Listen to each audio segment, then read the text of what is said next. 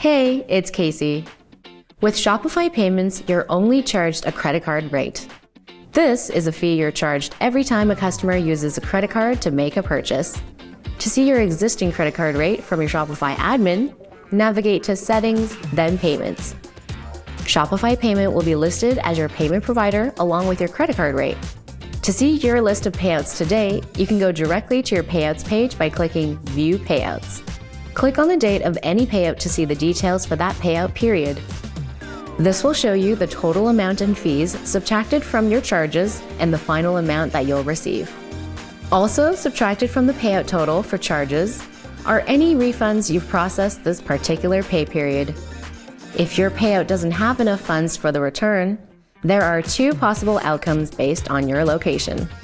The remaining amount for the refund is either deducted from the next payout until the full amount has been covered, or the balance is deducted in full from your bank account on the day of your payout. To see which applies to your location, check our links below. Keep in mind, when an order is refunded, the credit card fees for that order are not. You now know how applicable fees and refunds are applied to your Shopify payouts. For more information on everything shown in this video, visit help.shopify.com.